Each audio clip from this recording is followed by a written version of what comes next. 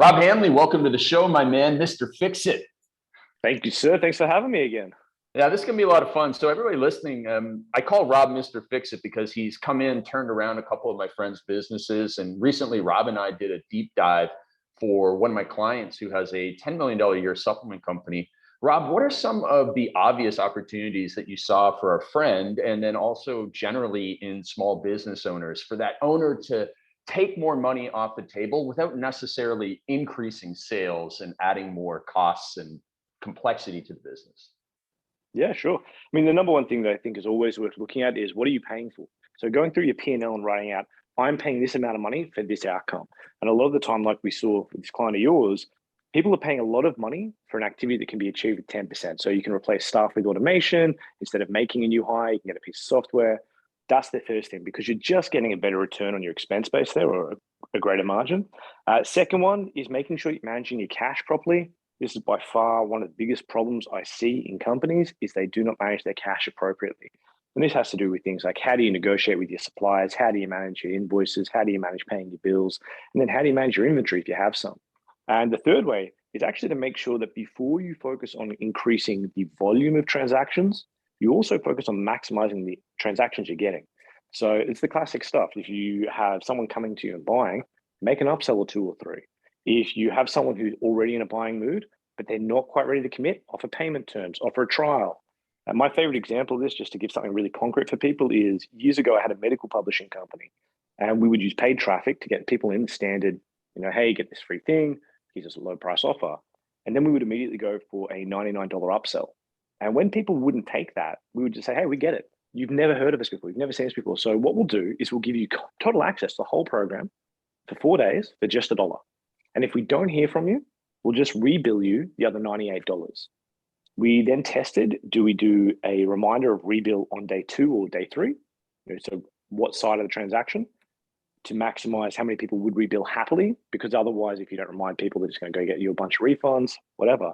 But the impact that that can have on the existing transactions you're already getting just by lifting the revenue just increases your margin, because it costs you less per transaction, which is good for your pocketbook. So there's three easy ones. Yeah, and it's fantastic, straight nuts and bolts, and really applicable to almost every single business and person listening. And that's one of the many things I appreciate about you, Rob. In addition to your voluminous reading, and so you mentioned negotiations, and we're going to talk about the negotiation book you recommend, which is not the most popular one. It's not How to Never Split the Difference by Chris Voss. So we'll talk about book recommendations that will cover a lot of areas of the business. But first of all, let's go back in time, my man. We've known each other for over a decade. Let's get a little bit of the backstory. How did you go from Australia to living in Portugal and becoming friends with myself and my business partner, Matt Smith, and so many of the people that we collaborate with? Yeah, man. I mean, well, that was back in 2011. I actually don't remember how I stumbled on your stuff, but I was working at advertising and media at the time. Came across a newsletter. I pinged you a couple of emails. It was when you had internet independence. Yeah. And I saw that, I think it might have even come across you through Simon Black's stuff. And maybe a trip you guys had done. Yeah, that might be where it was from.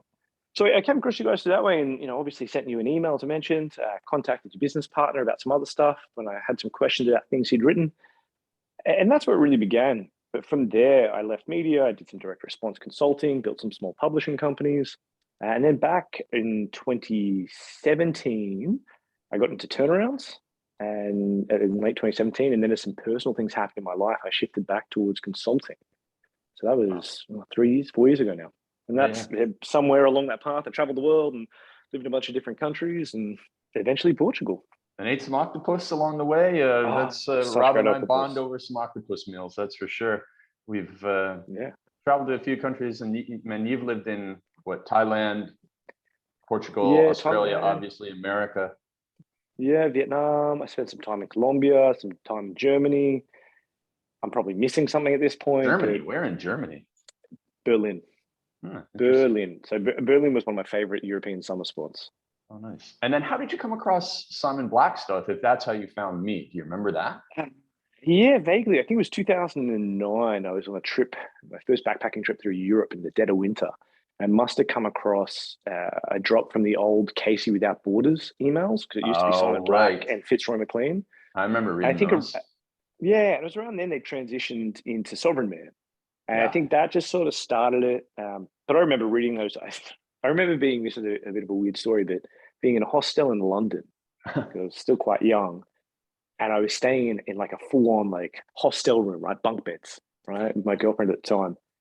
And I had this very clear memory of a guy getting up at 2 a.m. and vomiting in the shared sink and just thinking, okay, so like I'm on this international thing, but this is not how I want to do it. Like Yeah. this is not how travel should ever be.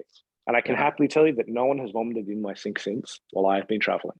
Well, that's good. And I think, something interesting for everybody listening is look at the power of the relationships built through email newsletters here. So first of all, both Yeah. Rob and I found Simon Black through Doug Casey's newsletter. I forgot that they even did that. But I remember vividly reading those newsletters. Like I used to like compile the newsletters and then read them all on a Saturday afternoon. Back when I was visiting my parents on the farm. And through great copywriting, great email writing, you can build this relationship with somebody on both ends. Like you can, as a recipient, you can say, wow, this guy's a great mentor, I trust this person. And then on the flip side, as a business owner, is you can build that trust in people who will then, as you did, several years later, you traveled from Thailand to Denver for one of our Toys for Tots events Yeah. without having met Matt or I before that, right? Yeah, that was it. It was, I exchanged a handful of emails with you guys before that point. And it'd been, for me, the curiosity, right? Like you were saying about building relationships. I had a moment literally late last week where it just dawned on me of how much of these things I'd read about, I had now done, beyond done. And it's like this emotional jet lag where you get introduced to a new worldview. You go, wow, I really want that. Or you learn about this and you build these relationships with the people who have it or can show you the way. And then one day you just suddenly realize you're already there. And it's such a cool feeling. I mean, for me, it's been over 10 years that I've been, quote unquote, living on my own wits, as my dad would put it. But in a huge part, that's because of the stuff you come across in newsletters. Yeah. It's great. So you and I, before we started recording this, we were talking about how you wanted to emphasize the value of long-term relationships. So Yeah. why is it that when people know each other for a longer time, they're actually more valuable to each other? So I think there's a couple of factors at play, and I'll speak to my relationship with you, my relationship with Matt, and a few other people as an example. But the first one is when you know someone for a long period of time, they have an understanding of your patterns and your rhythms and your limitations. I think that one cannot be underestimated. So when I was going through some personal stuff, I spoke about it with Matt. And he said to me, listen, like, I know that you want to go do X, Y, and Z, do a couple of turnarounds and do this and do that. But honestly, you're not going to have the mental bandwidth, the emotional energy. Maybe just focus on consulting. Maybe just give yourself that breathing space. And it was bang on. When that personal stuff was kicking off, you and I spoke and you sent me an email, which had a liner, which I later put on a poker chip for you, which is, always bet on yourself. Yeah. Put all the But I think chips on chips on Rob. yourself. Yeah. Yeah, that's it. And I think that advice then, first of all, it's because you had known me for long enough to at least intuitively understand me. Inversely, I now trusted you. I'd known you for long enough to talk about these things with you, which meant that I was opening up. I was happy to be vulnerable and get your counsel on it, which is something you just don't do on a short-term relationship very often. People give advice to people they barely know or take advice from people they barely know and do nothing with it. You have to have that long-term relationship with long-term people. Before we started recording, I was talking about going and visiting people. And those are the kinds of relationships that flourish because you take care of them year after year, you invest in each other.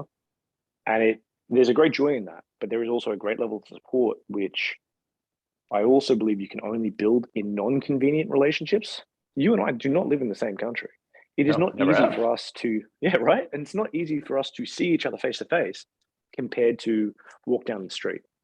And there is a certain threshold there where we're investing energy in building a relationship that is not convenient to maintain or build. It is not as simple as, oh, I see this person every day at the coffee shop or every Friday at the bar. You have to put in effort. I think that's the third part of it. So if you have people get to know you, so they get to understand your temperament, your patterns, your rhythms, then you actually listen to those people because you've invested in them because it's not convenient, and then you trust them. I think those three pieces make a lot of value. And then as it translates into business work. So for when I do advisory and coaching, the same for you, the longer you see someone or work with them, the big value piece is actually about helping them avoid their own mistakes.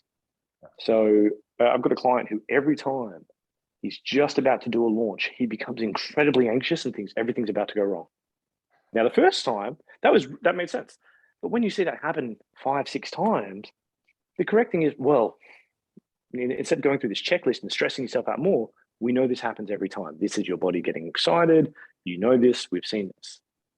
And like most things, when you become excited, you get like myopia. You don't see as much. So when you have outside eyes saying, hey man, we've been down this path before, don't do it.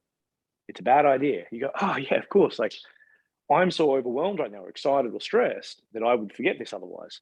But you've seen me go through this 6 times. Okay, it must be true. And you can just see the pressure valve get released. And again, it's something you only get from a long-term relationship. I think the 2 things that stand out from that are, one, when you're getting advice from somebody that you've known for a long time, you have that, have this little phrase about accountability. You want accountability to somebody you deeply do not want to disappoint. And if you've just met somebody, the relationship bond is not strong enough. So I always tell the story of how I've had a lot of coaches in my lifetime. But for most of the coaches that I've had, I would only go 80% of the way. They would tell me to do something and I'd be like, yeah, okay, it's not a bad idea. I'll go do it. But I wouldn't do everything they said because I didn't really care what they thought of me. But when I got coaches like Bedros or Matt, they would tell me to do something. I'd do 110% of that because I had accountability to somebody I deeply did not want to disappoint. So I think that's one thing. The other thing you didn't mention about the first point, which is, I can, you can understand me better, I can understand you better, is going back to that poker chip. When I said put all the chips on Rob, I wouldn't have been able to do that if I didn't know you long enough to believe in you. So I knew you well enough that I could believe in you. And if you don't know somebody long enough, you might, well, I have no idea if they're going to follow through. I have no idea if they're going to grit their teeth and get through the hard things. I mean, they can tell me that they're persistent, but I have no idea. I don't believe in them. But I had known you so long that I was like, listen, Rob has all the skills. He has the fortitude. I mean, I just believe in the guy. I mean, if he was a stock, I would put money into the stock. So I think that was one of the things that was also a key to that long relationship. And I'll just add on that. I remember when I first met this one female fitness expert in 2010 when Bedros and I started a mastermind. And I had that same thought. If this woman was a stock, I would buy it because I believed in her. And it turns out that despite her being a very nice woman and smart and all this stuff, she didn't have what it takes to really succeed in business. And I was fooled by a very short, and I'm not saying like she's a bad person anyway. I'm just saying like there are some people, she just doesn't like to sell. And I didn't know that from knowing her from a weekend. And so I would have put money into a stock. And this is actually just like great investing advice. Like if you've only heard of something yesterday, you probably shouldn't put money into it until you've studied everything. And I would have lost my money on that one, or maybe I would have broke even or got a 5% return over 20 years. But I knew enough, and I knew all the ins and outs of this one. This Rob Hanley is a Berkshire Hathaway home run sort of thing.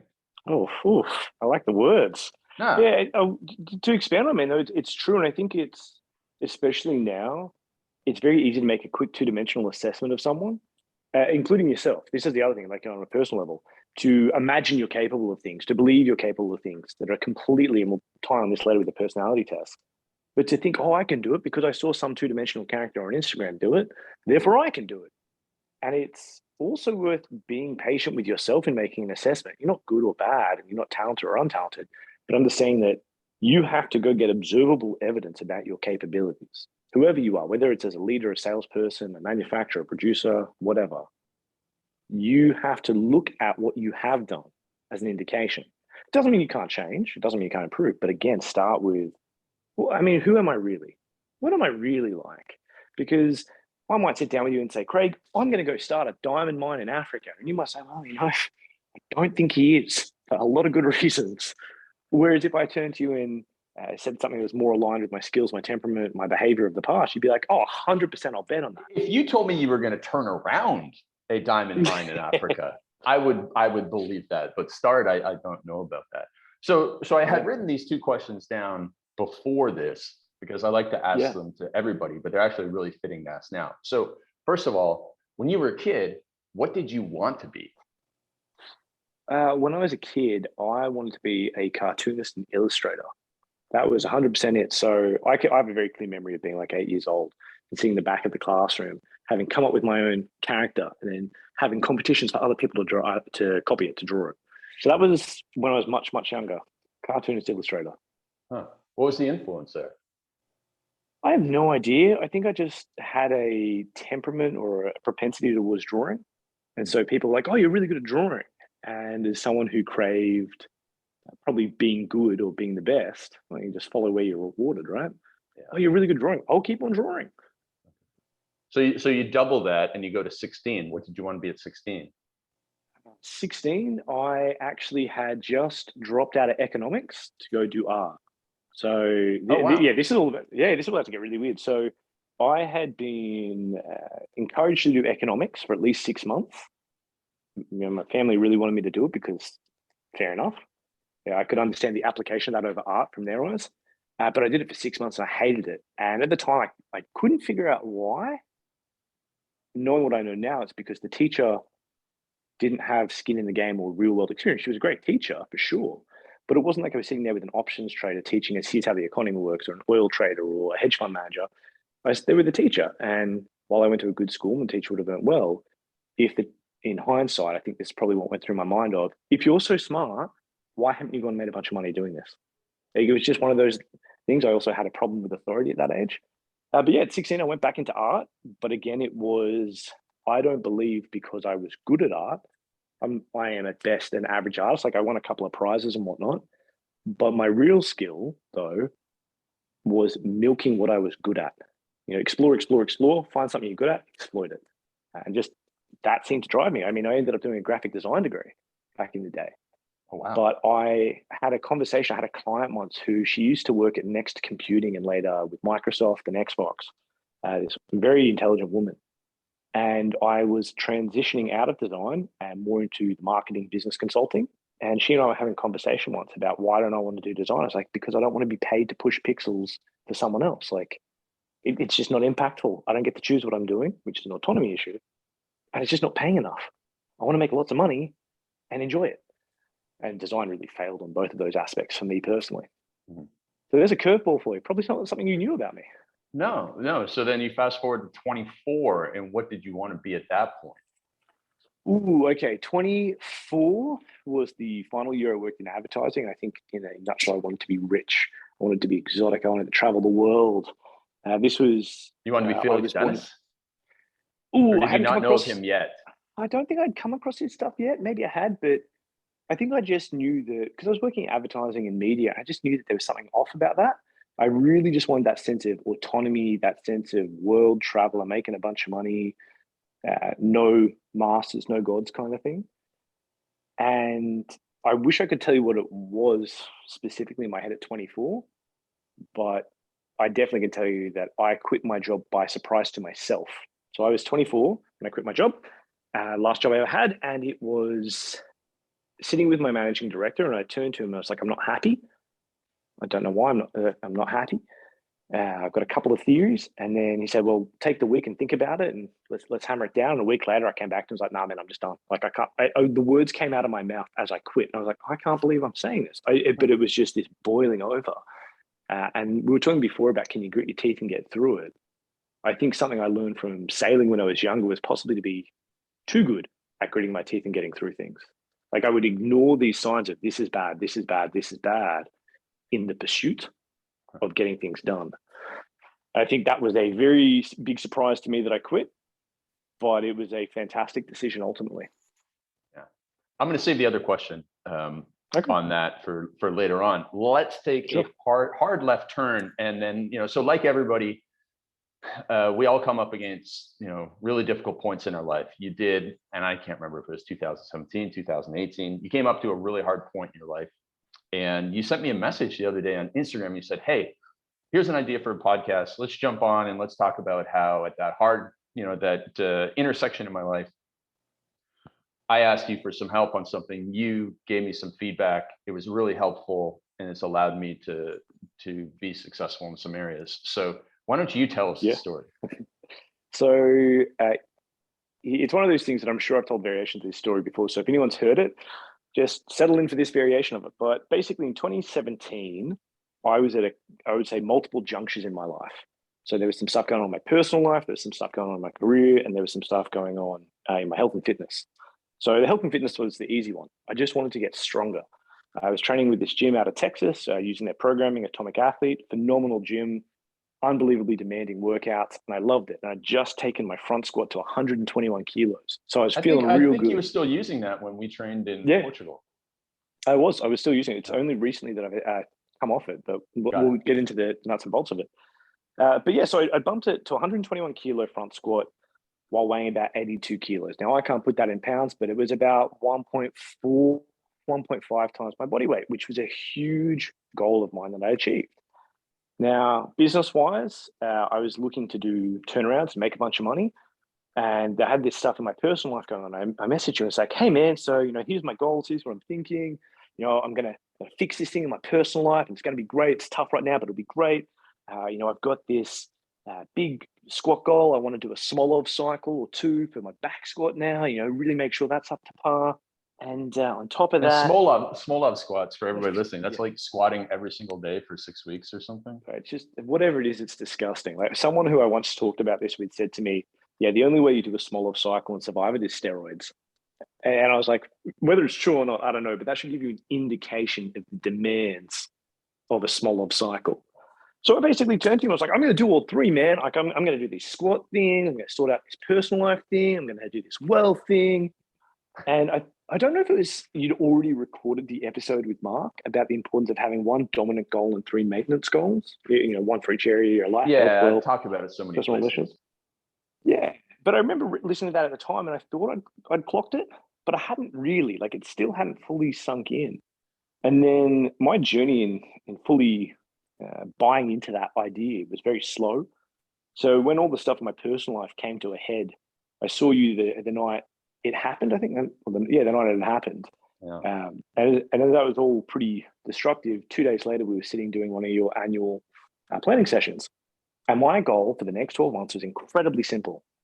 I was like, right, everything else is on hold. The only thing I care about now is like my mental health, taking care of my personal stuff. Everything else is subservient to that.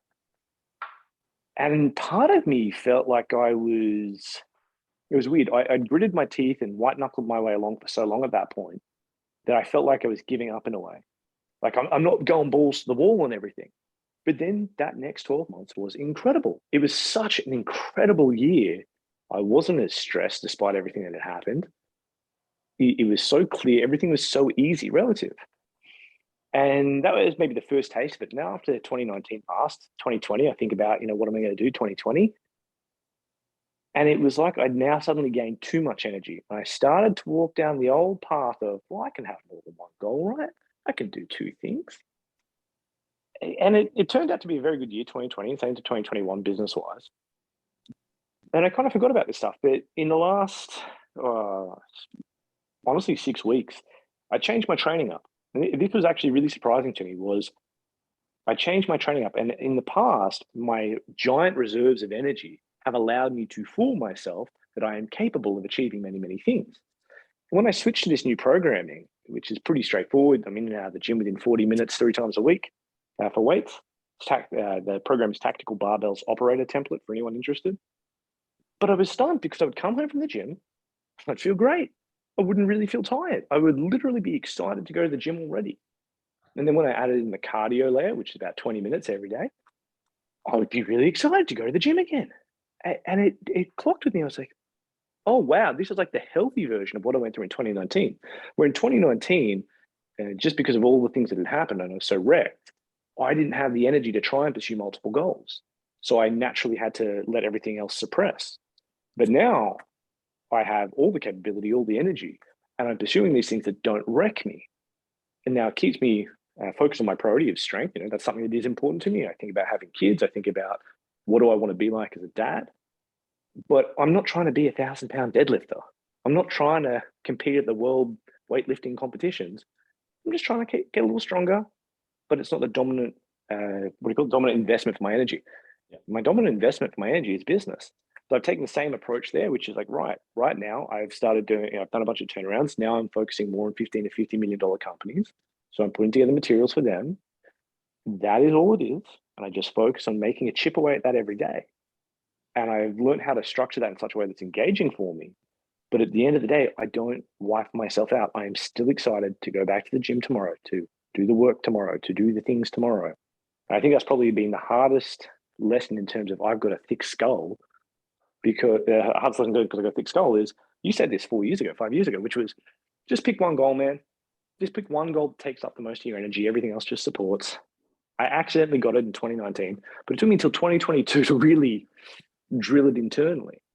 And if I was to translate it for anyone listening, it's chances are you are burning your energy on more things than you realize. And then because your sense of self and your self-esteem is what allows you to get up every day and keep working on your business, you apply that to everywhere else, but it almost fools you. You're going balls to the wall or putting in a lot of effort, but weirdly enough, it's acting like a handbrake. It's slowing you down.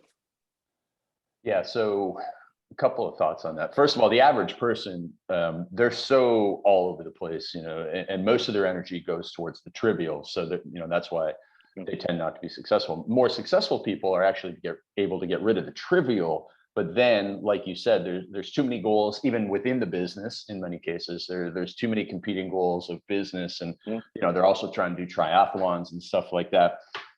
And all of this, for everybody listening, like if you're not familiar with Mark Ford, he founded Early to Rise. I bought the business from him. He wrote the book Ready, Fire, Aim, and The Pledge, and a whole bunch of other books. And Mark's big message that Rob and I are trying to share with you right now is that you succeed so much faster and on a such greater level when you choose one goal, one specific goal, to like lord over all the rest. And then a lot of the other stuff is, I wouldn't say put on autopilot, but a lot of it's given a little less attention, because you can still, gain strength, and I'm gaining muscle, but not, I'm in the gym probably 3 by 45 minutes a week. And, fortunately, I don't have to do any cardio or anything. I stay active on the other days, but, they're just, and it's actually very high repetition work, which is less taxing on your brain than high load work, which is what I used to do all the time. So it isn't really, grinding me down, but I'm still able to make improvements there, because I also starting at a pretty low level in terms of size, but it's not distracting me from the number one focus in my life. And so when you made that decision, Rob, how did you go? Because again, it's not an overnight thing. It's like when you tell somebody to stop drinking or to stop exercising so much, they don't just like go back to a normal rate right away. So how are you able to kind of chip away at that mental attitude that, really you should just have that one major goal? Yeah, it was a dovetailing with a couple of other things in my life. So I just finished a 6-week upper body program, which was just really focused on intense workouts. And as I was going through that, I was learning about neurotyping. So some of the work by Christian Thibodeau that I've been looking at. And all these things just sort of converged together. And it was almost by accident, because I was like, right, this last upper body program, like it was good, but it was demanding. Like it's not recommended to repeat it more than twice. I think it's actually not recommended to repeat it at all, but I went to go for a second time because that's my nature. But I learned through the neurotyping stuff that one of my shortcomings is that I have a greater likelihood of becoming addicted to things because of the dopamine reward loop, or whatever you want to scientifically call it. But also that because of my competitive nature, that really drives me. So having these two pieces of information in mind, I started looking for a program that I could do next. And the first thing I put in front of myself was a program called called Dreadnought. And Dreadnought is disgusting. He literally talks about you have a risk of getting tendonitis if you do this. This is a lot of heavy lifting. And I started to write it out because I was being gung-ho.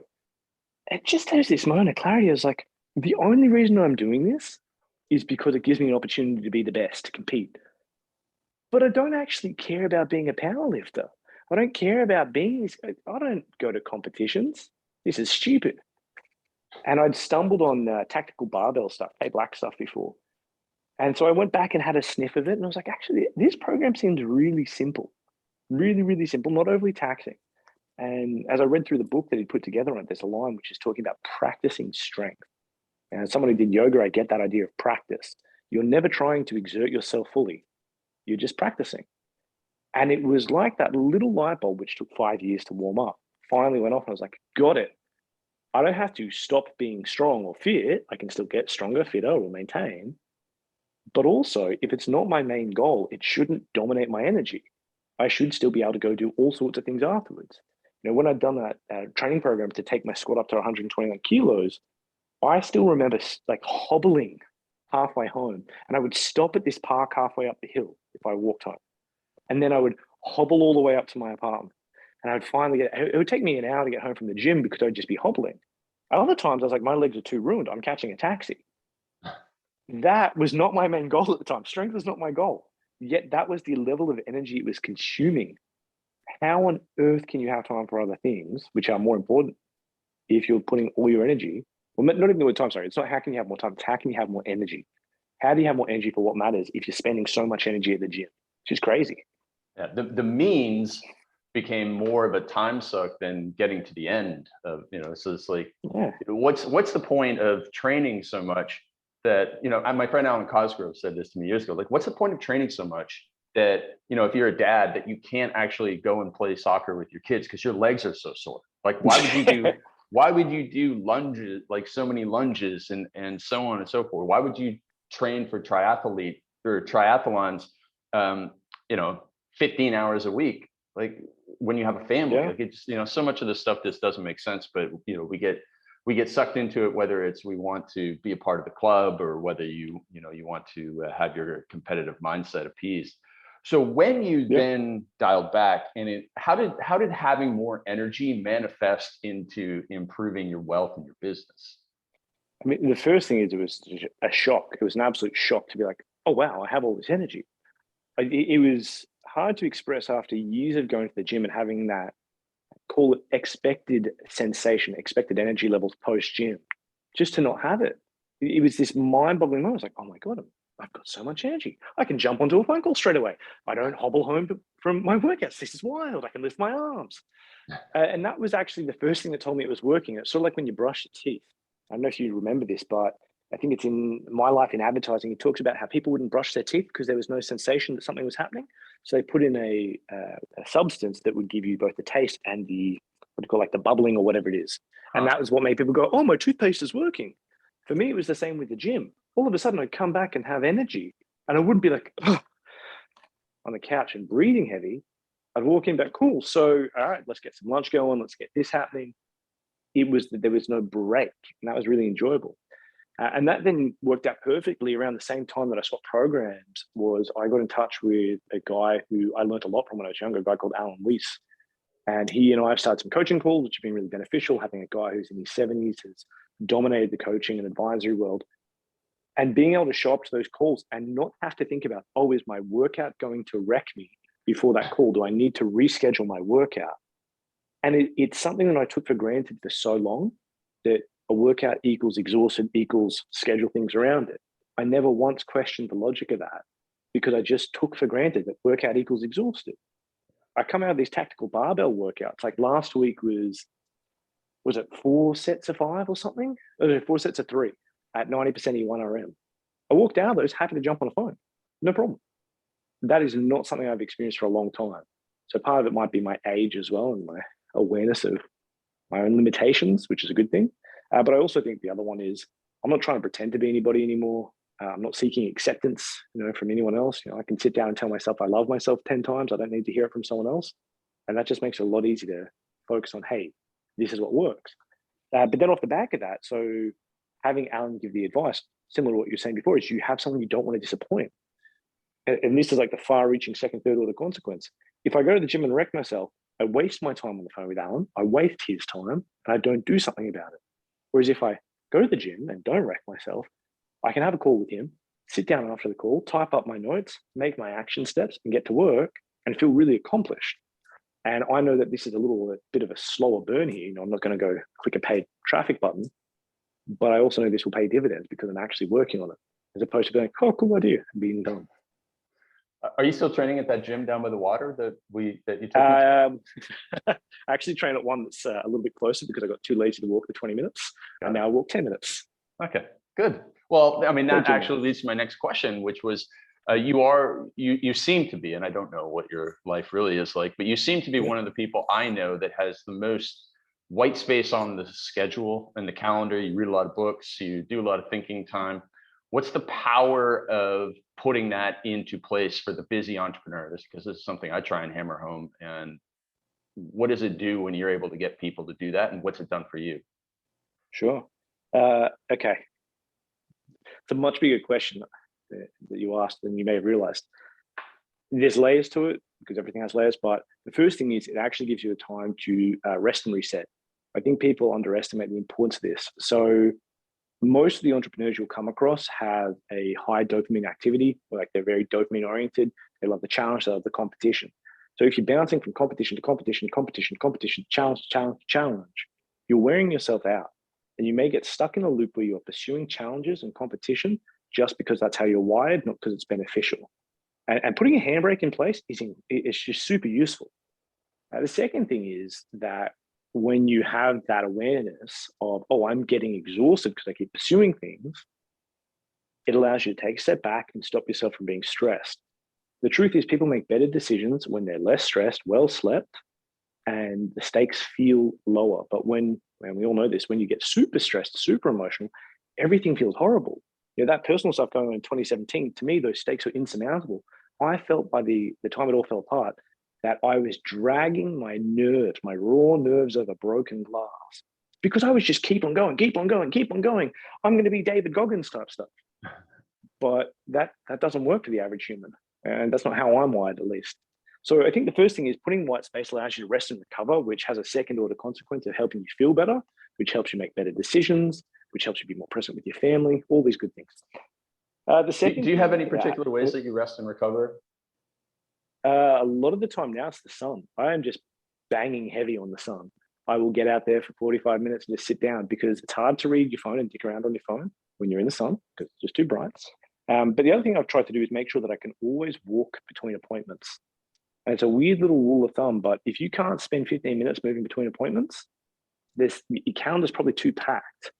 And on the productivity games, like, well, I've got a back-to-back calendar, I'm super productive. But are you taking bad energy from the first appointment into the second one? Are you slowly building up your stress over the day where you've never had a chance to stop and then taking that into your further appointments? If someone was a salesperson, if they track the performance of their sales call from the start of the day versus the end of the day, is there a different closing rate based on your time of day because you're exhausted? You're not as willing to be flexible and comfortable and relaxed. And as we all know, if you are truly helping someone, if you are doing sales, you're in the act of helping someone, and just running off a rigid script is technically correct, but you're actually not connecting with them and understanding if you can help them. And that can be a byproduct, your inability to do that from being so stressed out. Does that make sense? Yeah, totally. So one of the questions that I saved for later was, were you always this way? Like, do you recognize that how you are now, you were this way as a kid? And by recognizing that, like, how have you been able to make the most of the way that you've been wired? It's a great question. I would say that the last few years of my life have seen, and I was talking to someone the other day who made a similar comment, is I'm a much more relaxed and centered and gray area person than I ever was. I truly think that I have changed dramatically. Just looking at who I was, say, like 8 years ago, I was so ideology driven, like, you know, that kind of 5 a.m. club stuff that we joke about now. I really believed I had to be in the 5 a.m. club. That was somehow meaningful and productive. But now I think I'm actually much more gray area. Like, I still have certain intensities, but I think I've got much more equipped and much more effective at balancing them. So maybe you call them more refined traits. Because the other thing is, if I was still the same person I was at 16 years old, that would be an even bigger problem. Absolutely. So one of the things that you've done a lot of is introspection, a lot of the tests that you've done, personality tests and all that sort of stuff. So walk us through a couple of the most important important, most valuable ones that you think are most applicable for an entrepreneur to find the qualities in themselves, to understand themselves, and then, you know, that the ones that their team should take. And then let us know if there's any ones where you think, man, there's just no good reason to take these tests. Sure. First thing I'm going to put up a big label of this is about understanding you as a tool. Like this, like Peter Drucker's managing oneself. The better you understand yourself, the better you are. The second part of that is what works for CV doesn't necessarily work for me. What works for me doesn't necessarily work for you. And I think everyone should walk away from that there is no quote unquote right way to be an entrepreneur. It's like jazz. You got to find your way of playing jazz, your way of making value. So, well, nothing could be a better example of that than facial hair. Like you've gone with the bald head and the beard that works for you, and I've gone with the hair transplants and, you know, the together hot shadow. We're a combo. Yeah. Together we're a combo, man. Yeah, I mean, look, the first one that I think is really valuable is understanding the Kolbe test. So Kolbe A. And I got turned on to the Kolbe A by a guy called Tim Conley back in maybe 2014. And he'd come across it through Dan Sullivan and Joe Polish from memory. Anyway, the whole point of the Kolbe A, I think it's really, I don't like the way it's marketed. I don't like the way it's explained. I had to go dig through some supporting documents to really get a good handle on it, their own supporting documents. But it comes down to how do you identify opportunities, how do you respond to opportunities, and how do you prevent a crisis? That's really valuable to know. So my nature is I find opportunities, I justify opportunities by doing a lot of research. You know, you alluded to that I read a lot. And I mean, the other day I realized I've read somewhere between 1,000, 1,200 books over the last couple of years because I read enormously, but that has shaped how I do advisory, how I solve my clients' problems. I find opportunities by consuming that content. Another client, though, of mine, he is a quick start in terms of how he responds to problems. He finds opportunities. Is he just tries things out. He throws everything at the wall and he does not care. Some people would look at him and go, wow, that guy's so risky. He just takes all these wild swings. But the man has built an 8-figure business. The man has done very, very well for himself by taking these really breakneck speed quick start things. So that's how you identify the opportunities. Then there's how do you respond to them. So if someone comes to me, I will try and figure out what are the constraints, what are the controls, what can we test, how do we fix it? Whereas other people will say, well, I need more information, or hey, I need to go build a working model. And then finally, how do you prevent a crisis? So I got a client who his nature of preventing a crisis is he has to slow everything down and just stop it. And then he can tinker with things very gently. And that's how he prevents a crisis. That's how he works it. So that's the benefit of the Kolbe is how do I identify opportunities? How do I respond to opportunities? And finally, how do I prevent crises? So I think that's really important because that talks about the structure. The next one is team dimensions. Now, this one looks like it's being sunset by Wiley Publishing, and we're trying to figure out why and what's going to replace it and if we can buy it. We have no idea. But team dimensions is incredibly valuable because it talks about this concept called the Z process. How do you work with others? And they break it down into 4 key roles. The creator comes up with an idea. And the creator is very much, it's abstract, it's uncertain, unclear goals. This is what a lot of entrepreneurs end up being. A creator passes it off to an advancer. An advancer loves to train people, connect with people, sell things, move it along. The advancer then passes it over to a refiner who analyzes the stuff we've got. What makes sense, what doesn't make sense. They like to work alone, a lone wolf. And then it gets passed off to an executor who just goes and gets it done to the timelines. And when I put this into businesses, as a test, I've found 2 things which are incredible. Is one, whenever a company is not making progress, they just don't have enough executors. This is incredible. It is like a general heuristic that you can apply and say, if the company is not working, but everyone seems to have great ideas, we just don't actually have people whose natural temperament is to execute. Everyone's too head in the air. And that's where tools like top grading and the book Who by Jeffrey Smart comes in, because it helps you hire the right person, not who do you like. But the other thing that's really interesting about it is when someone has a full team, when the creator has an advancer, when the executor and the creator find each other, you see incredible things happen. It's just that the gears are clicking and it just works. And because everyone knows that they can't exist without the other person, there's this sense of appreciation within the culture of the business that we're able to do this because we're all here. So that's the second test. So first one, Kolbe, second one, team dimensions. Third one, and I love this one. It's quite a new one. This is Christian Thibodeau's neurotyping, so at neurotype.pro. And this is based on, originally, the first version was based on the Cloninger temperament and personality inventory, or personality and temperament inventory. And it looks at people on three criteria: harm avoidance, novelty, and reward. Or another way of looking at it is people who want security, people who want variety, and people who want to win. That's the easiest way to look at it. And there's some really interesting commonalities. So people who are really interested in security are fantastic long-term planners. People who are at the high end of competition can also be long-term planners because they want to win. So those two look the same, but if you talk to a competitive person in terms of security and safety and control, it completely demotivates them. They are not engaged. There's no challenge. If you talk to someone who's security oriented about, look at the challenge, look what you could succeed, achieve, it overwhelms them. They don't care. They just want to feel safe. And being able to identify where someone sits on this and yourself helps, because it helps you learn how to set the right goals for yourself, how to engage yourself with the work that needs to be done, how to delegate properly, how to manage. This to me is like a superpower. So we're refining some stuff in the commercial side of this, but using the model of how do I operate is huge. So like, take yourself, for example. Would you say you're competitive, variety-oriented, or security-oriented? I don't know. I mean, No, okay. I don't know.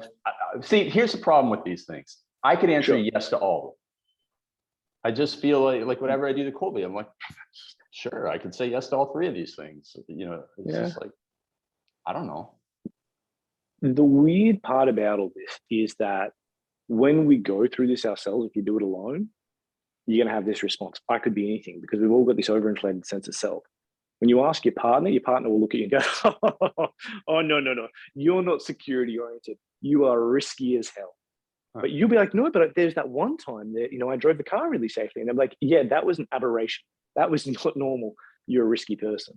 So this is a sidebar, but I really recommend that when people do these tests, they get their partner, like business partner or relationship partner, someone who observes them to tell them. Because and the nature of the mind, if you go deep into Buddhist and philosophical texts, is the mind has all these thoughts and we identify ourselves with our thoughts as though they're true. But if someone observes this, they're going to say 85% of those things you think about yourself are irrelevant. Yeah, you and I are fit. Are we special forces fit? Well, in our heads, we like to think, yeah, I could compete in the special forces. I could get there if I wanted. Man, if we wanted to, we would have done it already. And our friends can observe that from the outside. This is the hard part, I think, about accepting yourself and your limitations, and what drives you is you have a distorted sense of yourself because you're too close. Like you and I talk about, it's hard to read the label from inside the jar. It's the same thing. I had a bunch of entrepreneurs that you and I know, and I'll keep their names out of it for now, but I had them do a whole suite of these tests and send over the details for it. And then I would write back to them, right, based on this, here's what I see, here's how you should be setting goals, And they would all write back, oh, wow, like that makes total sense. Like I've never thought about it that way, but that is actually how I work best. And for them having that, call it pillar of confidence of like, oh, this is how I am wired, that makes it a lot easier for them when someone comes to them with an alternative or an opposing perspective or tries to get them to do something that's not in their best process. They go, well, that's just not how I work. I work like this really well, not like that. I'm 80 odd kilos. I would get crushed in the NFL, but I'd like to think I could make it in the NFL, and that's dangerous because I'm competitive. I'm like, I could go hang out with these guys who bench press 3 times my body weight because someone could sell me on it. But if I know that, hey, that's not who I am, that's not how I operate, it's much easier to draw a boundary and say, no, I'm not going to do that. Here's where I'm better. That makes sense? Yeah, got it. So one of the things, ramble, I kind of got carried away. Yeah, no worries. And so, you read so much. So we'll do just to wrap this up, Rob, We'll do a rapid fire of starter set of books. I think you recommended this one to me. I really enjoyed it last year. It was Right Away and All at Once by Greg Brenneman. That was a great book. So what would be like one of your favorite books? Because that covers a lot of things, but what is one of your favorite books for finance, for understanding finance for a $1 million plus business? Absolutely. It should be Keith Cunningham's The Ultimate Blueprint for an Insanely Successful Business. Got it. Yeah. Awesome. For management.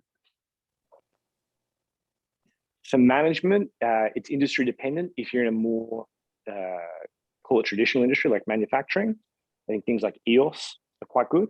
Or what's the other one called? I've got it just here. 1 second. There it is, The Effective Manager. So The Effective Manager is quite good. It's very traditional, keeping things moving. If you're in a faster moving industry, scaling up, or if you're going extremes to decentralized, the starfish and the spider. Okay. For recruiting and hiring, you mentioned probably the two of them. Yeah, well, so one of them is Who. So Who is really good if you are inundated with resumes and you need to filter them. But if you don't have a huge volume of resumes, either from labor issues or just because of your company, a book called Hire Smart from the Start is a great breakdown of how to appropriately poach people, how to find and poach the people you want on your team when you're not inundated with resumes. So you got to ask yourself, is my problem I need to filter through all these resumes I've got, or I don't have enough resumes, who do I need? For keeping your head on right. Getting Right with the Tao by Ron Hogan. I think the more people read about the Tao in particular, and this is my personal bent. I went to Catholic school. I've read about Buddhism, Taoism, Judaism, Islam, all these different things, but nothing has helped me make better sense of the world than Taoism, followed by Paths to God by Ram Dass, which is an exploration of spirituality in his life. What was it about that Tao book that helped you make sense of things? Man, I read that book for the first time probably 11, 12 years ago. But there was just something about the non-judgmental view of the world and acceptance of things as they are. I think the great many stresses and frustrations we have in life come from an inability to accept what is and what is now without casting judgment on it. If you can learn just to accept it is what it is, man, just is what it is, then you can choose whether you like it or not. But if you start off by saying this is wrong, this is bad, this is negative, you've already loaded so much stress on it. Just, hey, what is it? How can you look at it with non-judgmental eyes and accept that for good to be there, you need to have bad. For bad to be there, you need to have good. I really like that part of the Tao. It helps you just have a much more balanced view of the world. Got it. And then you read a lot of biographies too. So for some that provide entertainment, but also what is possible. How many do you want? 3. All right. So I really love Zeckendorf by William Zeckendorf. It's a great book. This guy terraformed essentially Denver, New York. And the only reason he ever wrote his biography, he was a real estate developer. The only reason he wrote the biography was he was renewing leases. And someone said to him, I will only renew this lease if you write your biography. And because this guy wanted to get deals done, he renewed the lease and he got the biography done. I read that one because you sent it to me. You sent me that one, and then the Meyer guy, the financier one. Yeah, Andre from Meyer Lazard. Yeah. That's a great book if you're interested in finance, just understanding how the world came together. As a sidebar, the reason I like reading these biographies about people or who are dead or written around the time that they died is they've got nothing left to sell. They've got no secrets that they're trying to get you to pay extra for, and they're not trying to whitewash anything. They're really happy to say, like, yeah, bro, I made it up as I went along. I think that's great. In tune with that is The Richest Man Who Ever Lived, which is the story of Fugger, who this guy started off from Fugger, Fugger. This guy was around in 1500s. He made an incredible amount of money. And he was deemed to be one of the usual stories, the richest man who ever lived. But this guy was unbelievable. He shaped the Austrian-Hungarian Empire. If it was not for him, that would not have come to be. He had an influence on getting the Christian or the Catholic Church, the Vatican, to stop calling loans usury if they had interest. It is incredible. This guy had a far bigger reach than anyone realized. Pretty casual book, pretty interesting. And the third biography would be the story of Samson Murray, the fish that ate the whale, which is about the Caimel Fruit Company entering Latin America from New Orleans. And it's just these 3 books, war books, if you include the Andre Meyer one, the reason they're so good for entrepreneurs is they show you that everyone else made it up along the way as well. You're not failing. You cannot fail. There is no way to fail because today has never existed before. So you have to make it up as you go, and you have to adjust as you go. And it's very easy in the modern world to think that you are at a deficit or you are failing because you're not following the perfect step-by-step process. But it can't exist today because today's never existed before. So you have to adjust. I think that is such an underrated concept that everyone played jazz beforehand, man. They're still playing jazz today. I hate jazz as a sidebar. I just really like it as a metaphor. Jazz just doesn't land with me very well. And then the last one, negotiations, because we talked about how you're not a huge fan of the Voss one. So negotiation book that you recommend. I recommend Negotiating Without Fear by Victoria Medvec. I think that is a fantastic book for a lot of people. Someone said to me recently as we had this discussion, yeah, Never Split the Difference is about FBI and hostage negotiation. So it's a great book if you're in the FBI and doing hostage negotiation. Probably not so good if you have to deal with those suppliers every single month for the rest of your business's life.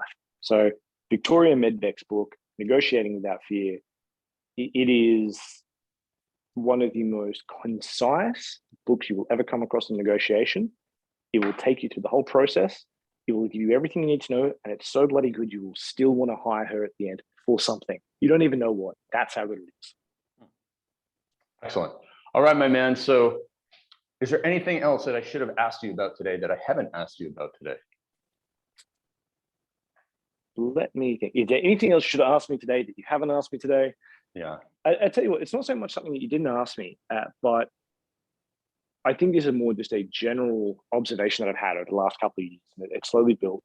And just to make sure this is something that everyone understands, this is not me just pulling something out of thin air. This is something I've observed from working with companies all over the world, entrepreneurs of all different stages. But the number one thing I believe that gets in people's way is emotions, psychology, ego.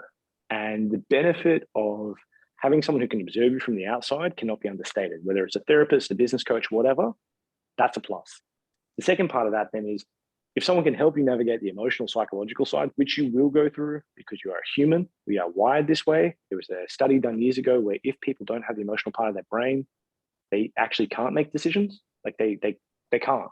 Even if it's a technical basis, you cannot make a decision without emotion. You have to have emotion involved. You will just pause because when things are technically the same, you will not choose. So you're going to have emotion. That's how you're being successful so far. So understanding that once you've got the emotions part addressed, you need to make sure that you work with people who are talented. So when I work with business coaches like Alan, who I mentioned earlier, he's 72. He's made an entire career out of this. When I talk to you about business, I sent you an email. God, this must be 6 years ago. And we were talking about the changes that could be made to a business. And we talked about everything from cash flow to jurisdictions. That's what it means to have someone who's an expert in business.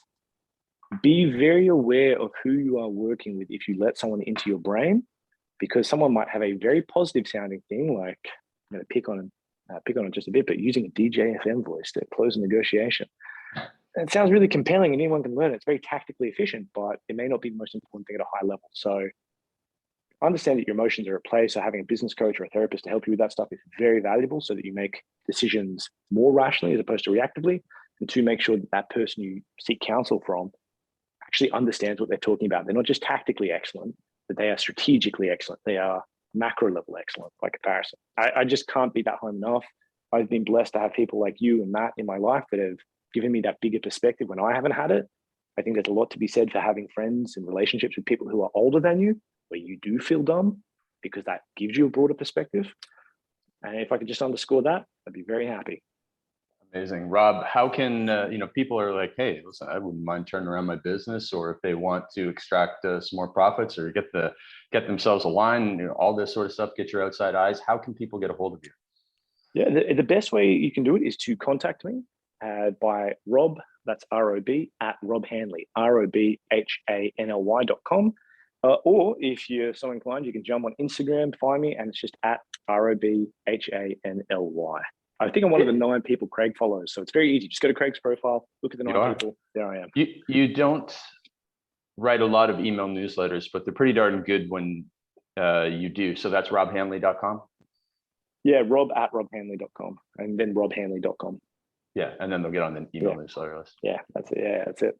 Awesome. That's it, man. Awesome. All right, last question. What's your favorite Craig Valentine book? Oh, okay. I will tell you, the book that I've given out to more people and shared with more people than anything else, actually Perfect Day Formula, because it is the one that came first as a bias to it. But that book, when I was traveling in 2018, 2019, so from when we're doing Lithuania and everything and Montenegro, but then when I went through to Mexico, when I went through America, when I went back to Australia, came back here, then I've taken that book to all sorts of places. I sent you a bunch of photos of it, because it's just been in my backpack in so many places. And it's one of those things that it's very easy to get distracted by the dopamine serving Instagram flavor of the week stuff. But once you find your fundamentals, which is what the book's about, just work them. Just keep using your fundamentals. Love it. Thank you, sir. Cool, man. Good catching up with you, and I can't wait to see you again in person and eat polvo and Oof, the good life. That's good times, my man. Beautiful. Thanks, Thank you. Rob.